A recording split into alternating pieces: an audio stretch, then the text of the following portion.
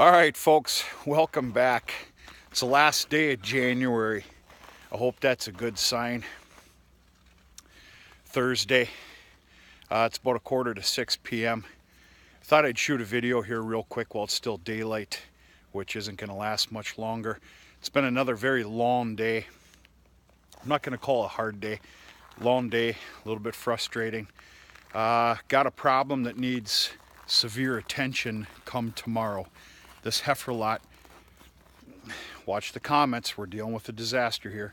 This heifer lot has not had water in about 36 hours. Tomorrow morning will be 48 hours. They're fine and dandy, everything's okay, but no, tomorrow a solution has to be figured out. All right, let's talk about this. The automatic water is underneath that little stock tank. For the 6th or 7th time today, and this is it, this is the last draw, we've performed the trick of the trade to those waterers.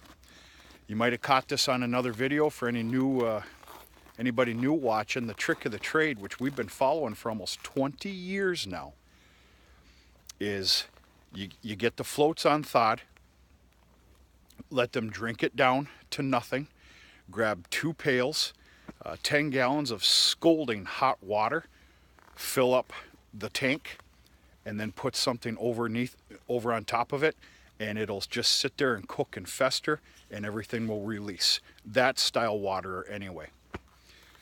There's a problem.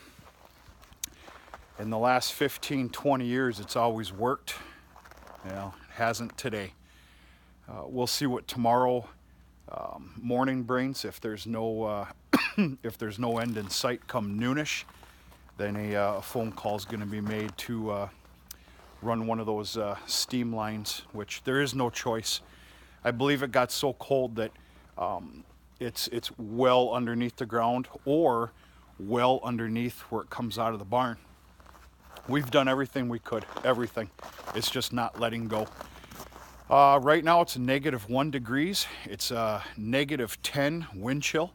This morning was -23. I don't know what wind chill was. I failed to look, but I promise you it was probably about 40, 42 below zero. So another hard morning. Believe it or not, that water cup in the back of the barn was freed up this morning. I really think it has a whole lot to do with coming on out here about 9-10 o'clock p.m., warming the barn up to, let's say, 35 degrees, and then of course the heat tape kind of takes over during the night. But you know, knock on wood, we'll see what happens. I will be out here again tonight running the salamander, the heater, which is doing a good job. Went and picked up another 20 gallons of oh, I can't even think straight anymore. Another 20 gallons of, holy crap. All right, somebody say brain fart, please. Anyway, that stuff's expensive. I'll think of it here in 2 seconds. It's been one of them days, okay? Well, now this is gonna bother the hell out of me. Kerosene, holy crap. I'm losing it. What I need to do is I need to go get a 30-pack of beer. You know, that'll set a person straight, you know. No, not right now. So we're all in fine order. I'm in disbelief. We're going to make a video on Sunday. I'm either going to dress up in a Hawaiian shirt, which I don't have. I'll find one. Or just one of my common white t-shirts that I wear in the summer all the time. Have been for 20 years. And we're going to have a margarita outside. As long as water's unthawed. It's supposed to be 40 degrees. 40 degrees. We're going to damn near a 100-degree temperature Swaparoo. Not so much here, but let's say Chicago. Chicago will do a 100-degree Swaparoo in no more than 48 hours. Unbelievable.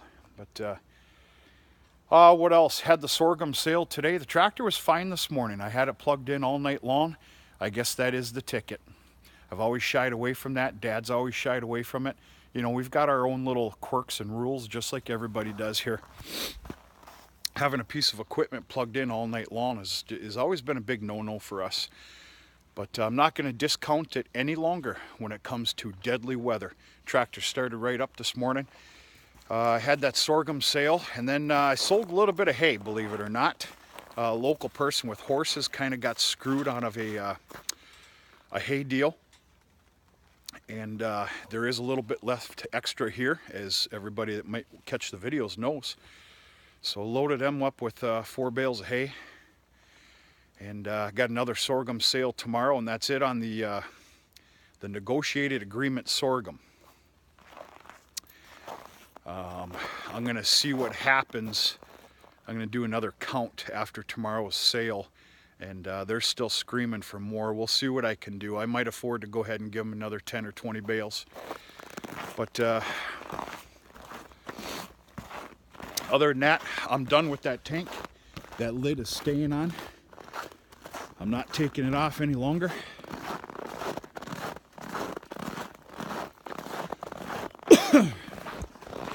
Ran into some bad hay. I'll admit it. I don't recall, and Dad and I even had a conversation today. You go, Dad, do you recall baling any brown hay? Call it brown hay. Neither of us do. I mean, we did, we just don't recall it. Ran into some bad hay here.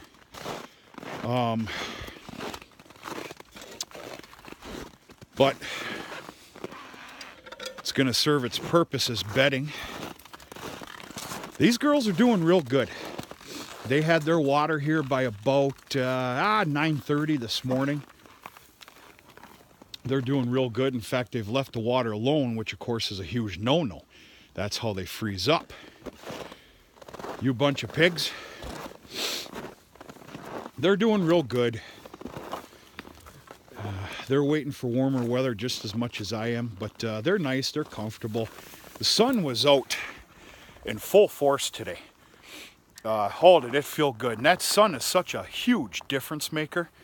And you should have seen these girls today. They're all out over here, butts facing this way, getting a little suntan. You guys know how it goes. It's a good sight to see. They're all warming themselves today, and that sun was God almighty powerful here today. So, good stuff. But, yeah, ran into some bad hay. All this hay that you see right here, I fed that this morning. And don't get me wrong, they touched it, but hardly. And it's going to serve as bedding. That bale was also had the worst frozen rain around it that I've seen in quite a long time. I don't know what the reason is for that, but whatever. Okay. This is the girl that I owe a big apology to, and she's already gotten about 100 apologies from me today. I don't want to get into it again after last night's video. I just don't want to beat a dead horse. Well, that was the wrong kind of terminology there, wasn't it? She's doing good.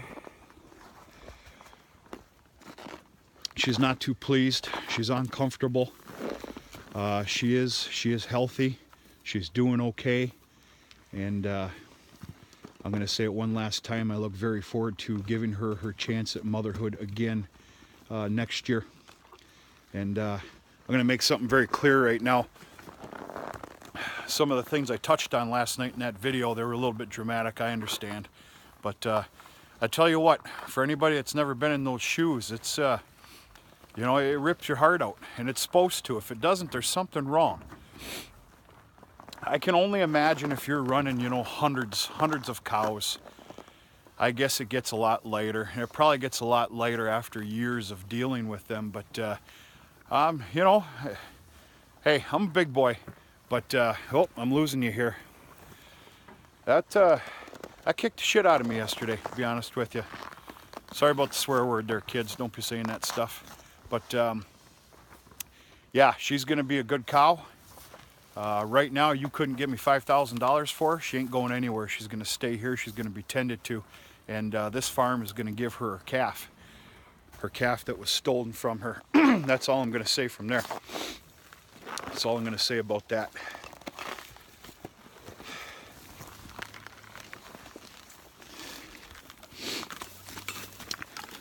This hay that you see here is sitting atop about a half a bale of sorghum.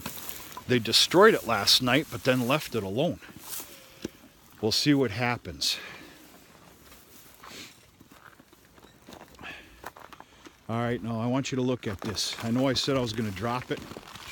That's her. She's heading back to the woods line again.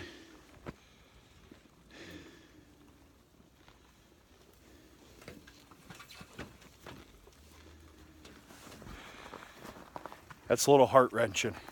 I don't care who you are. But, yeah. What are you staring at? Big beady eye. So yeah, it's been a bugger of a day. Real cold here.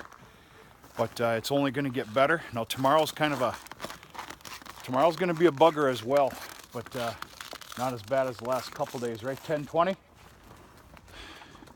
Psycho heifer. Play with me, and I'm here to tell you I'm going to have fresh hamburger tomorrow. I guarantee it. Guarantee it.